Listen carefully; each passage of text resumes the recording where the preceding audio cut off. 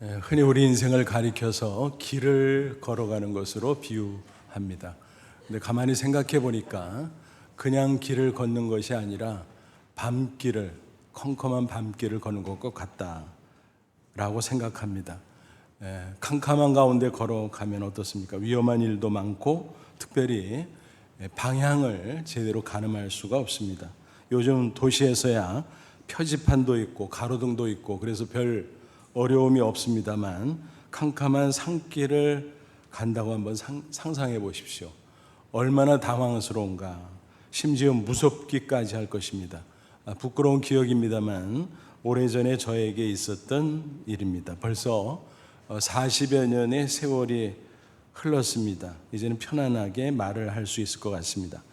군대에서 훈련을 받고 있었는데 마지막 과정으로 소대장 실습을 위해서 강원도 양구에 있는 전방부대로 향했습니다. 한겨울이었는데 후보생들을 태운 60 트럭이 산속을 쭉 가면서 뚝뚝 떨어진 부대에 한 명씩 내려놓고 갔습니다. 학교로 치면 교생 실습을 간 건데 그러면 담임교사처럼 소대장이 맞아줘야 되잖아요.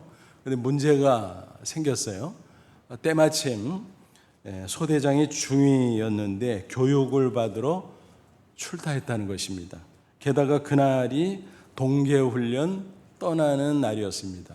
야외에서 비트를 파고 텐트를 치고 그 혹한기에 야외 훈련을 하는 건데 얼마나 분주하고 정신없게 움직이던지 그런 가운데 하사관과 병장과 간단한 인사를 나누는 것이 전부였습니다. 아무도 저를 챙겨주는 사람이 없었어요. 그런 가운데 우르르 몰려서 다 가버린 것입니다. 따라간다고 했는데 금세 일행을 놓치고 말았습니다. 한번 상상해 보십시오. 산속 또 해가 지자마자 컴컴해졌습니다. 사방의 방향을 가늠할 수가 없었습니다. 큰일 났다 싶었습니다. 야, 어떡하지? 당황스럽고 무섭고 그래서 무조건 성경 말씀을 막 암송하고 또 막 기도를 했습니다. 그러고 나니까 마음이 좀 진정이 됐는데 저 멀리 희미한 불빛이 보였습니다. 사실은 동계 훈련하면 은폐를 해서 불빛이 새나가면 안 되는데 완전히 은폐를 하지 않았던 것 같아요. 저로서는 다행이었죠. 그래서 그 희미한 불빛을 보고 열심히 갔습니다. 영하 20도였는데 땀이 줄줄 흐를 정도였습니다. 어쨌든 이렇게 해서 마침내 그 동계훈련 하고 있는 소대원들의 그 텐트에 당도하게 되었습니다. 소대원들은 아무것도 모르는 채 인사를 건넸습니다. 늦으셨네요. 이제 오셨어요?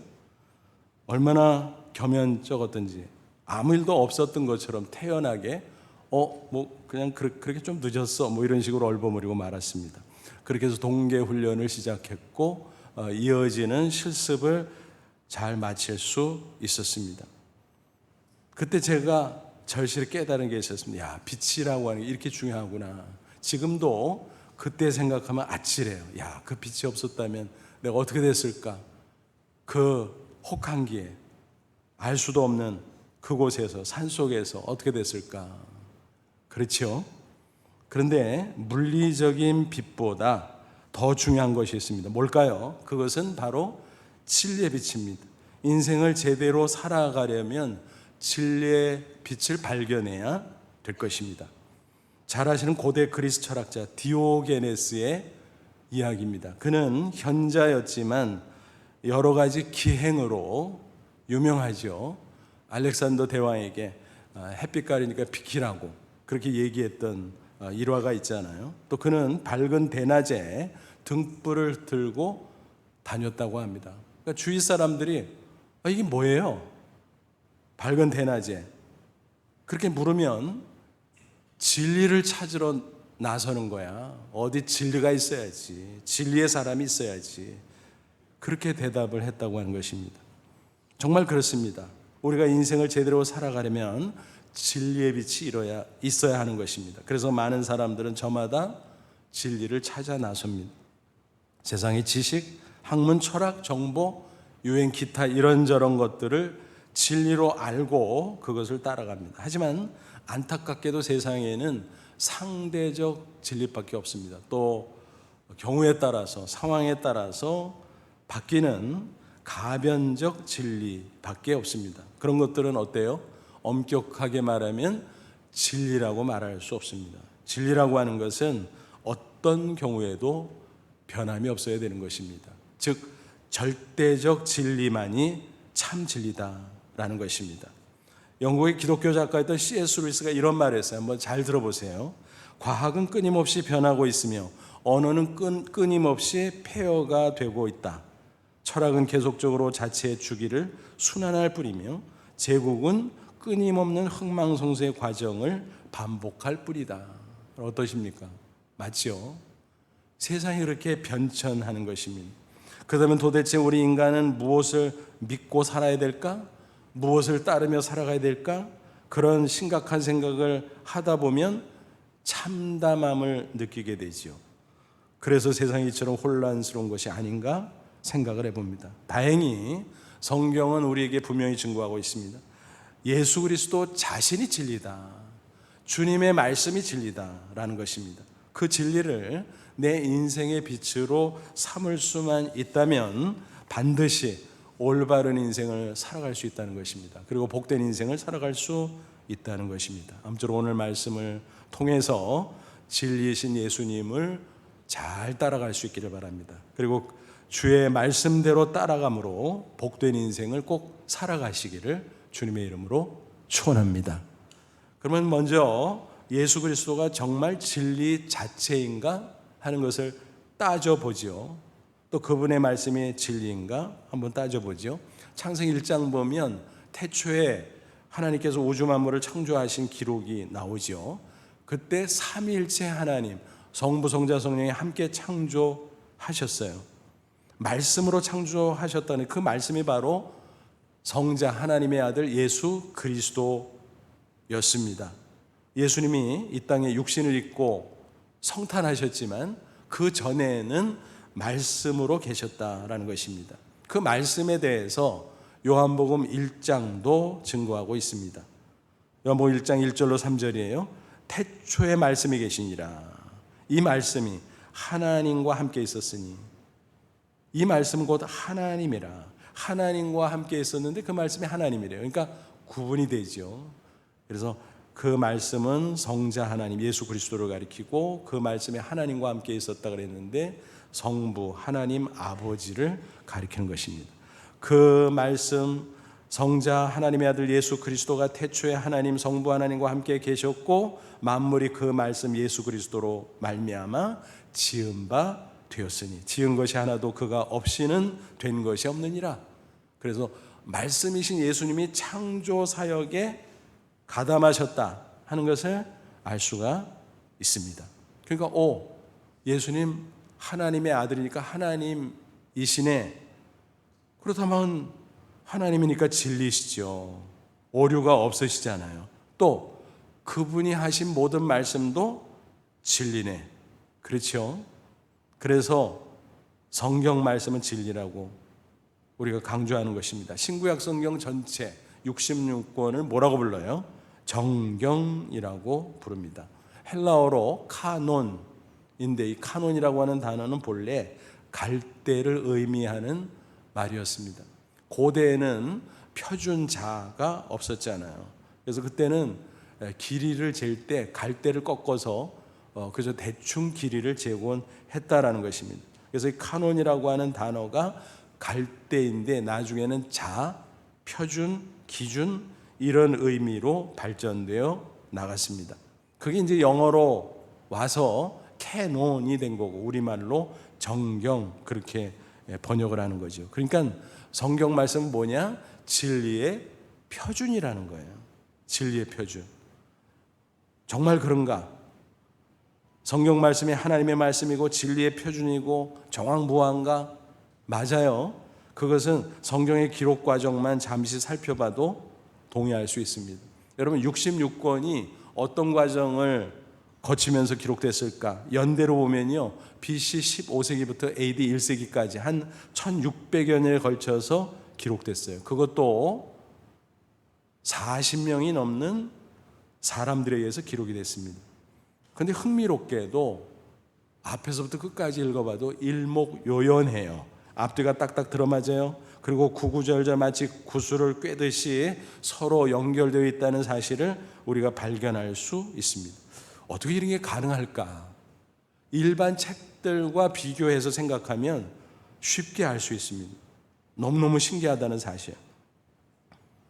뭐 한 사람이 책을 짓는 경우도 있는데 여러 명이 책을 짓는 경우가 있잖아요. 공저라 그러죠. 공저. 그래서 여러 사람이 공저를 하다 보면 원고를 모아서 그것을 편집하면서 그 과정 속에서 서로 조율하고 정리하고 뭐 이런 작업이 필요하잖아요. 그렇게 해도 나중에 책으로 펴낸 다음에 이렇게 훑어보면 이 서로 불일치하네, 서로 잘 안 맞네, 뭐 용어도 다르고 내용도 좀 그러네, 뭐 이런 경우가 다반사입니다. 그거가 비교할 때 성경은 어때요? 편집해야 할 수 있었을까요? 서로 기록자들끼리 소통할 수 있었을까요? 전혀 불가능하죠. 왜? 시대가 그렇게 다른데, 사는 지역도 그렇게 달랐는데, 그렇잖아요. 그럼에도 일목요연하다, 또 구구절절 구슬을 꿰듯이 서로 연결된다. 이야, 신기하다, 신기하다. 정말 신기합니다. 그럴 수 있었던 이유가 무엇입니까? 인간 기록자들이 각자가 기록한 것 같은데 사실은 그 배후에서 성령 하나님께서 간섭하시고 감동하셨다라는 것입니다. 디모데후서 3장 16절은 모든 성경 하나님의 감동으로 된 것으로, 여기서 하나님은 성령 하나님을 가리켜요. 그래서 인간 기록자가 기록을 할 때 성령께서 함께 하셔서 그 내용을 이제 오류가 없도록 또 하나님의 뜻에 부합하도록 잘 역사하셨어요. 그래서 그걸 가리켜서 성경 영감설이라고 부르는 것입니다. 다시 말씀드리면 각각의 책에 인간 기록자가 있기는 하지만 그 전체 정경의 원저자는 누구라고요? 성령 하나님. 그러니까 성령 하나님의 감동 가운데 모든 것이 하나님의 뜻대로 될 수 있었다라는 것입니다. 특별히 성자 예수 그리스도 말씀이라고 했는데 그분이 인간의 육신을 입고 이 땅에 오셨죠. 일반적인 말로는 성탄인데 신학 용어로는 성육신 그래요. 말씀이신 그분이 육신이 되셨다라는 거예요. 인카네이션. 요한복음 1장 14절은 증거합니다. 말씀이 육신이 되어 우리 가운데 거하심에 우리가 그 영광을 보니 아버지의 독생자 하나님의 외아들의 영광이요 은혜와 진리가 충만하더라.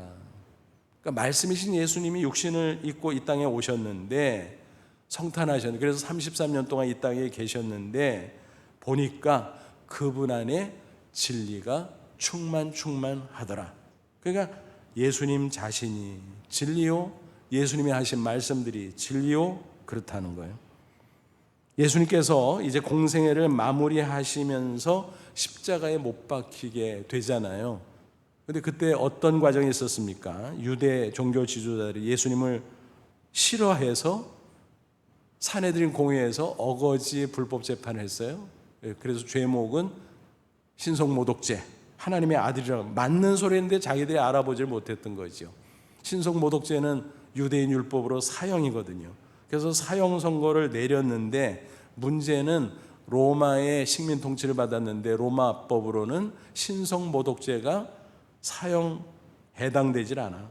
그러니까 사형 집행권이 로마 정부에 있었으니까 유대 종교 지도자를 어찌할 도리가 없었다는 것입니다. 그래서 꼼수를 써서 빌라도 총독에게 고발한 거예요. 그래서 예수님을 이끌고 가서 불법 재판을 받도록 했는데 그때 슬쩍 죄목을 바꿔요. 뭐라고?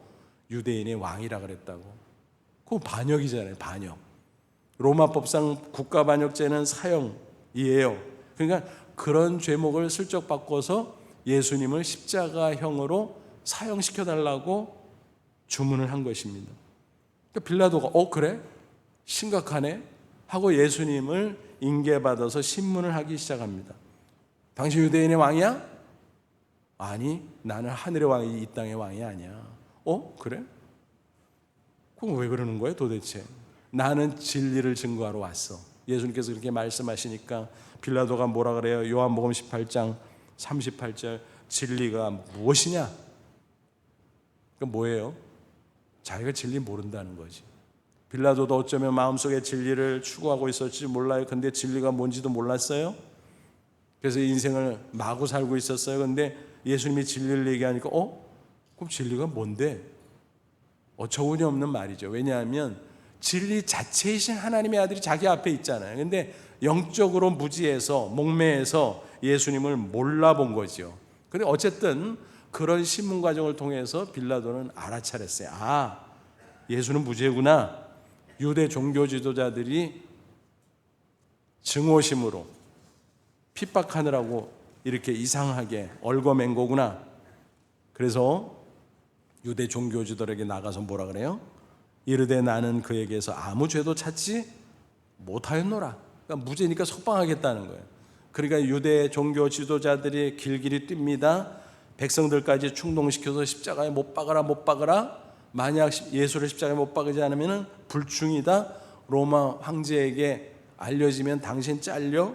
이런 식으로 이제 데모를 했습니다. 그러니까 빌라도 총독이 할 수 없이 타협을 해서 무죄한 예수님을 십자가에 처형하도록 했던 것입니다. 그런데 하나님께서는 그 섭리를 통해서 무죄하신 예수님이 우리의 죄를 대신해서 짊어지고 십자가에 피 흘려 죽으시도록 하셨다라는 것입니다.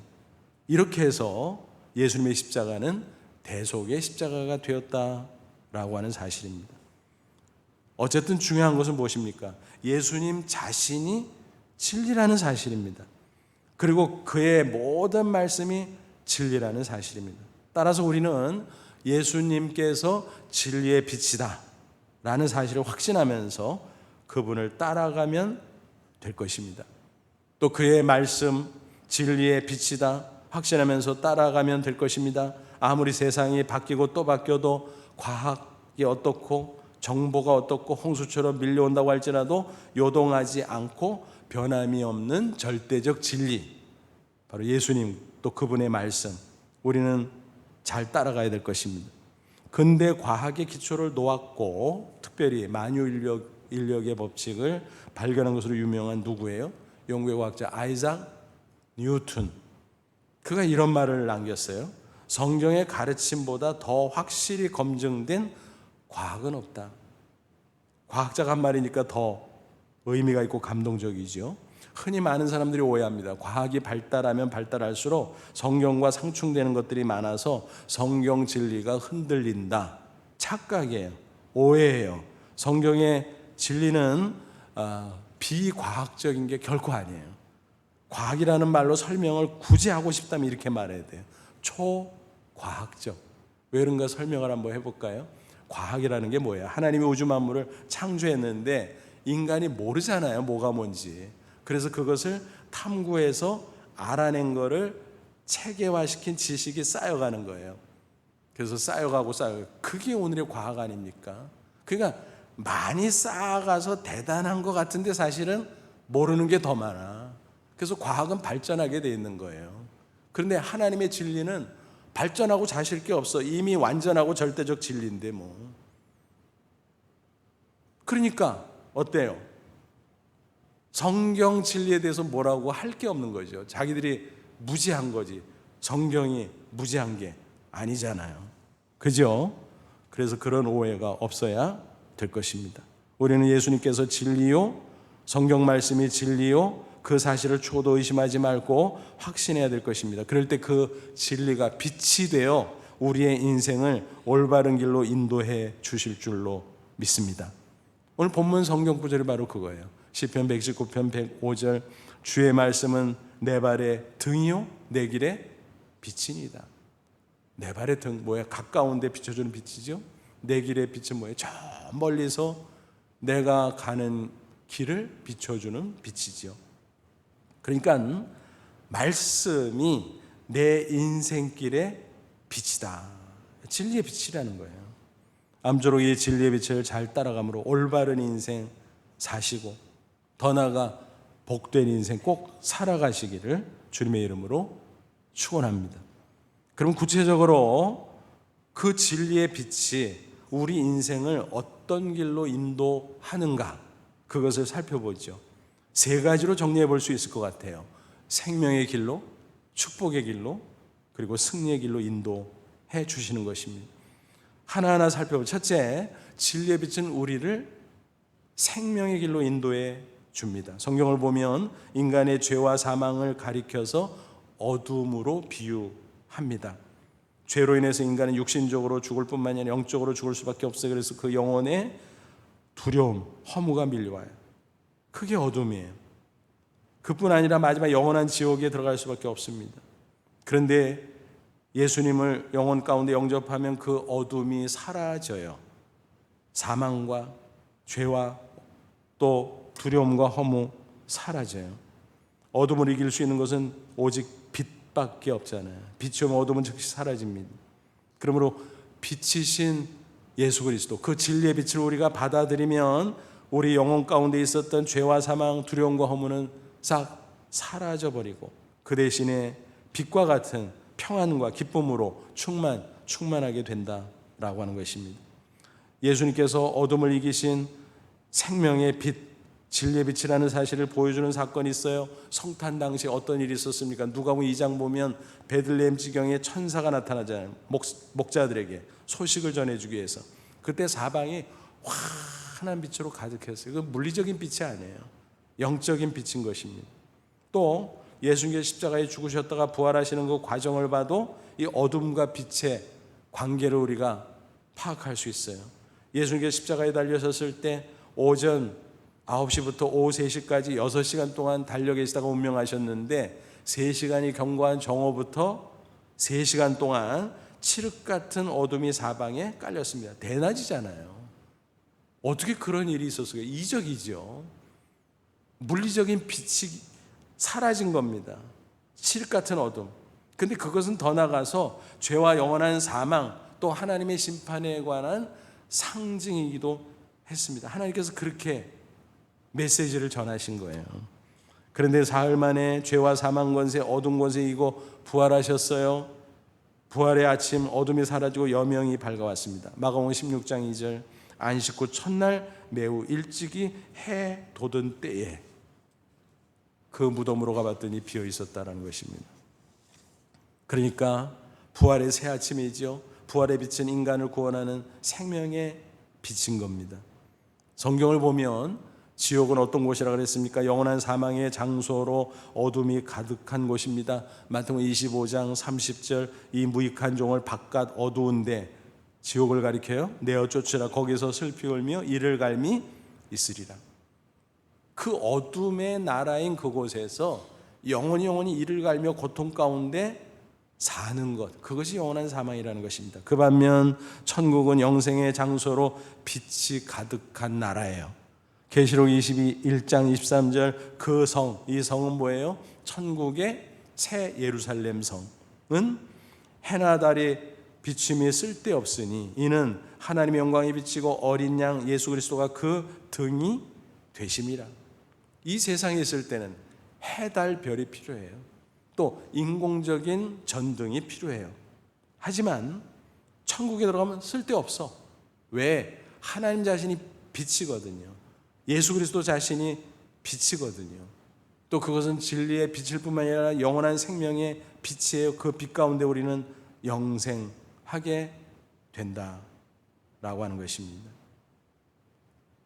요한복음 1장 4절 보면 그 안에 말씀이신 예수 안에 생명이 있었으니 이 생명은 사람들의 빛이라.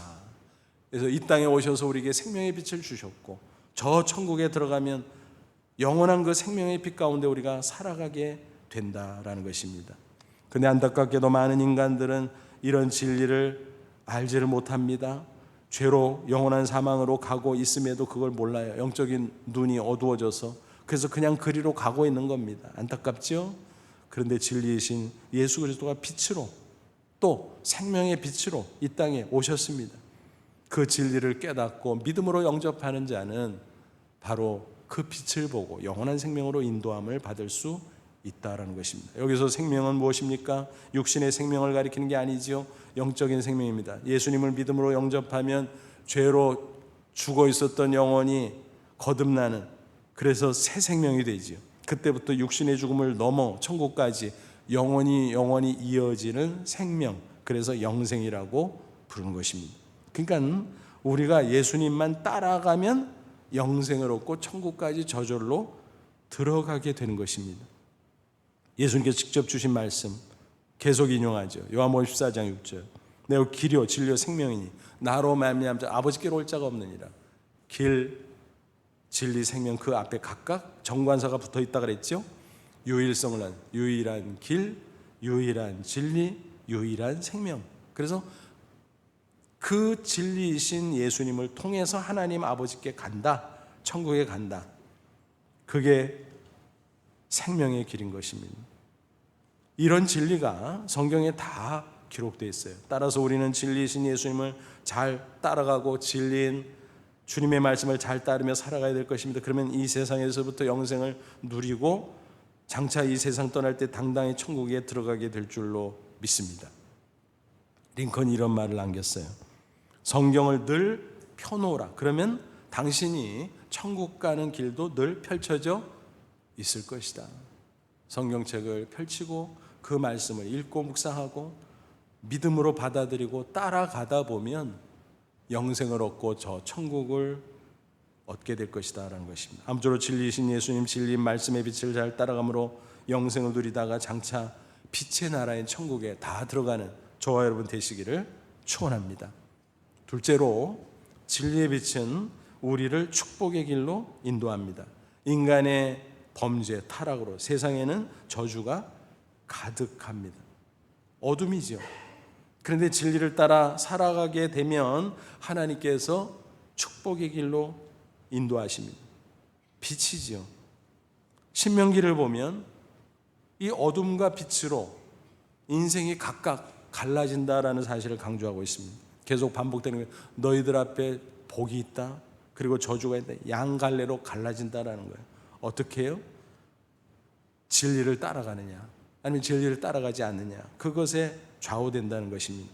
특별히 신명기 28장 보면 뭐라 그래요? 그 28장을 축복장이라고 흔히 말하죠. 근데 틀렸어요. 정확하게 말하면 뭐예요? 축복과 저주의 장이에요. 68개 절인데 축복의 메시지와 저주의 메시지를 비교해 보면 1대4 정도가 돼요, 분량이. 그런데 그것을 축복의 장이라고 말하면 정확하지 않은 거죠. 그래서 축복의 메시지, 저주의 메시지가 이어지는데 1절 2절 보면 내가 내 하나님 여호와의 말씀을 삼가 듣고 내가 오늘 내게 명령하는 그 모든 명령 말씀을 지켜 행하면 내 하나님 여호와께서 너를 세계의 모든 민족에 뛰어나게 하실 것이라. 내가 내 하나님 여호와의 말씀을 청종 잘 듣고 순종하면 이 모든 복이 내게 임하며 내게 이르리니 그랬어요. 그러니까 진리의 말씀, 그 빛을 잘 따라가다 보면 저절로 마치 자석에 쇠붙이가 와서 척척 달라붙는 것처럼 축복이 임하게 될 것이다 라는 약속입니다. 그런데 곧이어서 후반부를 보면 15절부터 벌써 뭐가 나와요? 68절까지인데 15절부터 저주의 메시지가 나옵니다. 내가 만일 내 하나님 여호와의 말씀을 순종하지 아니하여 내가 오늘 내게 명령하는 그의 모든 명령과 규례 말씀을 지켜 행하지 아니하면, 말씀을 듣지 않고 혹은 듣고도 순종하지 아니하면 이 모든 저주가 내게 임하여 내게 이룰지로다. 그러니까 진리의 말씀, 그 빛을 따라가야 되는데 그 빛을 따라가지 않고 세상의 어둠 속으로 가면 마치 자석의 쇠붙이가 와서 달라붙는 것처럼 저주가 임하게 될 것이다 라는 경고의 말씀인 것입니다. 이런 사실을 극명하게 보여주는 예가 있죠. 아브라함과 롯의 대조적인 생애 이야기입니다. 아브라함은 하나님의 부르심을 받고 가나안 땅까지 갔죠. 그때 메소포타미아 문명 중심지 갈대 우르에서 살고 있었어요. 그런데 저 변두리 듣도 보도 못하고 가본 적도 없는 가나안 땅으로 가래요. 그런데 믿음으로 순종하죠. 아브라함은 창세기 12장 4절 이에 아브라함이 여호와의 말씀을 따라갔고 진리의 빛을 따라갔다라는 것입니다. 그런데 가보니까요, 척박한 땅이야. 너무너무 힘들어. 땅 한 평도 등기를 못 냈어. 타향살이, 나그네살이.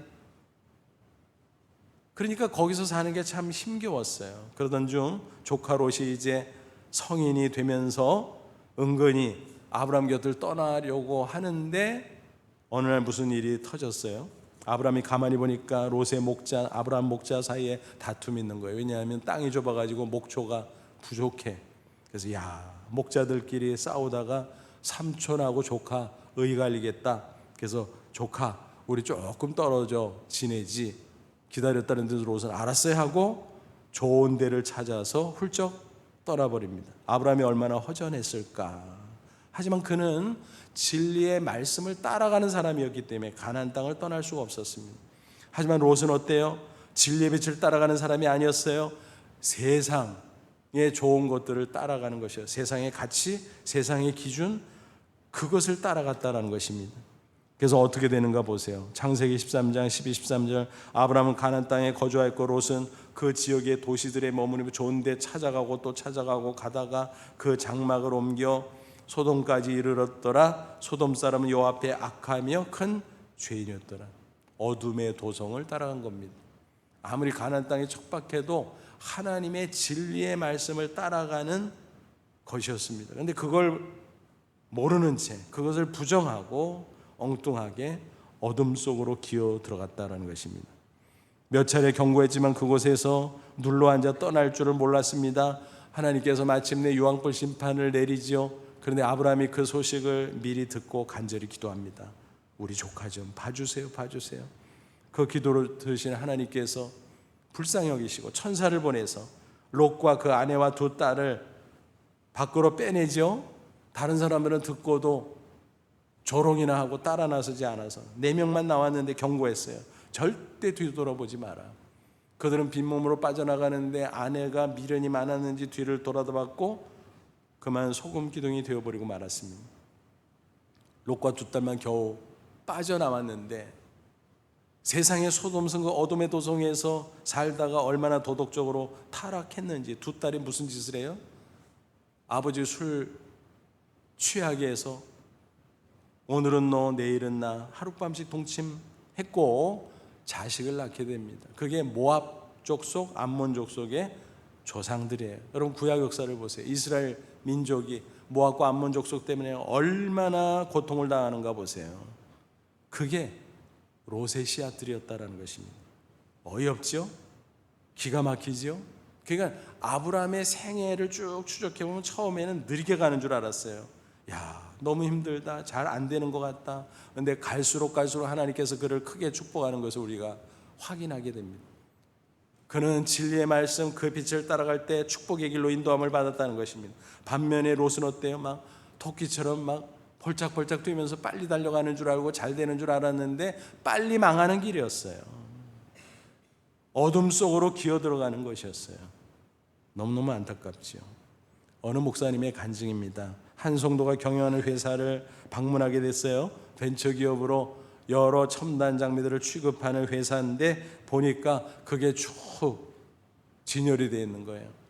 최신형이다, 최고급이다. 기가 막히다. 쭉 배열이 되어 있는데 그 옆에 어울리지 않게 작은 책상에 낡은 성경책이 놓여져 있는 거예요. 그래서 성경책이 좋은 것이기는 하지만 좀 옆에 있는 게 어울리지 않는다 싶어서 슬쩍 물었어요. 아니 첨단 장비 옆에 왜 이렇게 해 두셨어요? 그러자 그 정도는 빙그레 웃으면서 이렇게 대답을 했습니다. 성경책이야말로 최고의 첨단 장비거든요. 이 성경을 펼칠 때마다 하나님께서 새로운 아이디어를 주시고 새로운 갈 길을 열어주십니다. 그대로 따라가다 보면 예상할 수도 없었던 놀라운 축복의 길에 접어들게 되죠. 얼마나 놀라운 고백입니까? 시편 1편 보면 어떤 사람이 복 있는 사람이라고 했습니까? 2절 3절 오직 여호와의 율법 말씀을 즐거워하여 그 율법 말씀을 주야로 묵상하는 도다. 그는 시냇가에 심은 나무가 철을 따라 열매를 맺으며 그 잎사귀가 마르지 않는 같이 그가 하는 모든 일이 다 형통하리로다. 말씀을 묵상하고 주의 뜻대로 그 빛을 따라가면 풍성한 축복의 열매를 맺나 축복의 길로 나아가게 된다는 것입니다. 아무쪼록 저와 여러분도 진리이신 예수님 진리 말씀을 잘 따라감으로 축복의 길로 잘 인도받으시기를 주님의 이름으로 축원합니다. 셋째로 진리의 빛은 우리를 승리의 길로 인도합니다. 세상은 위험하지요, 환난이 가득하지요, 어둠입니다. 그런데 자칫 잘못하면 길을 잃고 그 가운데 방황할 수가 있어요. 심한 경우 절망하게 되고 또 잘못하면 인생을 영영 망칠 수도 있다는 것입니다. 따라서 우리는 진리의 말씀을 따라 살되 우리가 혹시라도 방향을 잃지 않았나 수시로 점검해요. 왜냐하면 너무 분주한 삶을 세상에서 살다 보니까 잃어버릴 수 있다는 것입니다. 세상에 휩쓸리다가 혹시라도 길을 잃어버린 것을 발견하면 신속히 올바른 방향을 찾고 제자리를 잡아야 될 것입니다. 빌리 그레이엄 목사가 이런 말을 했어요. 우리의 범민 중에 95%는 성경을 읽지 않는 데서 생기는 것이다. 정말 그렇죠. 말씀을 읽고 묵상하고 진리의 빛을 잘 따라가면 방황할 일이 없어요.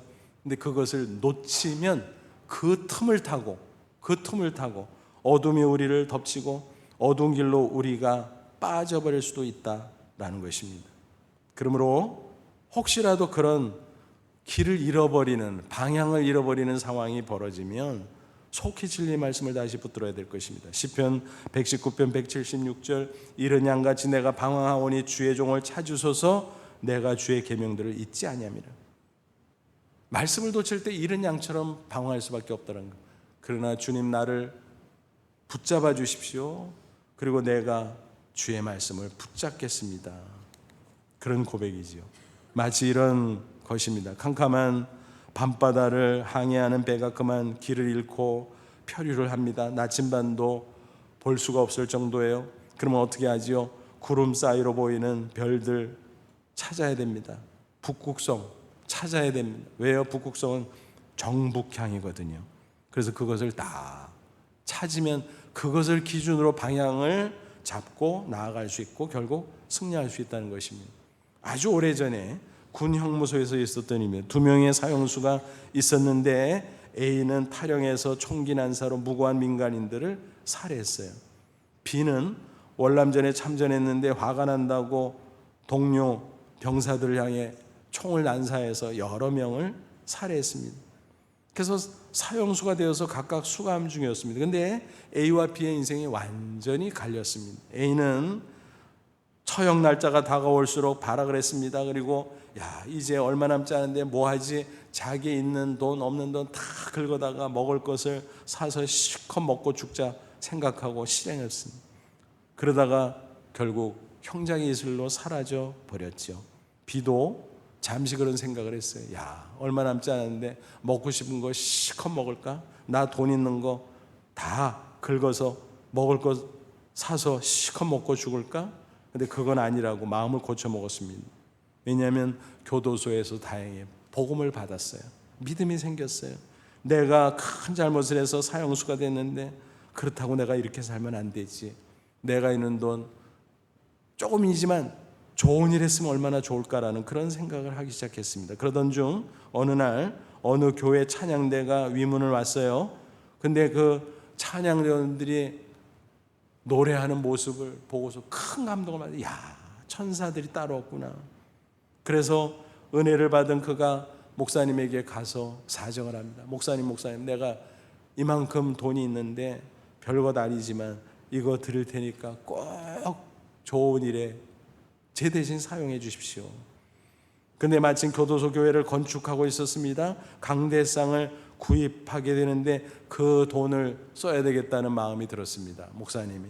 근데 좀 모자라서 다른 성도가 낸 헌금과 합쳐서 강대상을 샀고 이제 드디어 헌당식이 됐습니다. 광고 시간에 나와서 그 사연을 소개했어요. 아무개 그 사람이 이렇게 했습니다. 크게 신문에 났어요. 많은 사람이 보고 감동을 받았습니다. 그 미담 기사로 대통령이 봤습니다. 특별 감형을 해요. 무기징역. 근데 모범수로 잘 지내니까 형기가 뚝뚝뚝뚝 떨어지고 결국 추록해서 완전한 새로운 인생으로 살아가게 되었다는 이야기입니다. 여러분, 진리의 빛을 찾으면 인생의 방향을 바로 잡을 수 있고 결국 인생 역전이 일어나는 것입니다. 실패해서도 이제는 승리의 인생이 될 수 있다는 것입니다. 그렇습니다. 우리도 부족한 인간이기에 실수하고 방황할 수 있어요. 하지만 인생이 흔들리다가도 다시 진리의 빛으로 나가면 얼마든지 회복되고 놀라운 반전의 역사가 나타날 줄로 믿습니다. 여러분, 세상은 어떻습니까? 죄와 사망 그리고 위험과 환난, 어둠으로 가득합니다. 그 어둠 속을 걸어가는 것 같아요, 우리 인생이. 그러므로 우리는 진리의 빛이 필요합니다. 이 세상에 진리가 없어요? 있는 것 같은데 없어요. 그럴 때 보지만 상대적 진리요, 변화무쌍한 거짓 진리에 불과하다라고 하는 것입니다. 참 진리는 오직 예수 그리스도십니다. 참 진리는 오직 주님의 말씀뿐입니다. 아무쪼록 오늘 말씀을 마음속에 꼭 새기십시오. 주의 말씀은 내 발의 등이요 내 길의 빛이니이다. 진리의 빛 우리에게 필요합니다. 진리는 나의 빛이다. 이렇게 고백하고 확신하면서 예수님 따라, 말씀 따라 올바른 인생, 복된 인생 꼭 살아가는 저와 여러분 다 되시기를 주님의 이름으로 축원합니다. 기도하겠습니다. 이 말씀 붙잡고 기도하죠. 하나님, 그렇습니다. 우리를 구원하시고 하나님의 자녀 삼아주셨는데 어두운 밤길 걸어가는 것 같은 이 세상살이 힘들고 어렵고 답답할 때도 있지만 나에게 진리의 빛을 비춰주니 감사합니다. 그 빛 따라 가게 하옵소서. 생명의 길로, 축복의 길로, 또 승리의 길로 가게 하옵소서. 그래서 아름다운 인생, 복된 인생 살게 하옵소서. 다 같이 간절한 마음으로 잠시 기도합니다. 하나님 아버지, 은혜를 진심으로 감사합니다. 오늘도 주의 말씀으로 우리를 깨우쳐 주시고 권고해 주시니 감사합니다. 이 말씀 꼭 붙잡게 하옵소서. 진리의 빛을 따라가길 원합니다. 주님 따라가길 원합니다. 말씀 따라가길 원합니다. 그래서 생명을 누리다가 영원한 천국 가게 하시고 축복의 길로 걷게 하시고 때때로 방황할지라도 말씀의 빛을 따라감으로 승리하는 놀라운 인생 되게 해 주시옵소서. 예수님의 이름으로 기도하옵나이다. 아멘.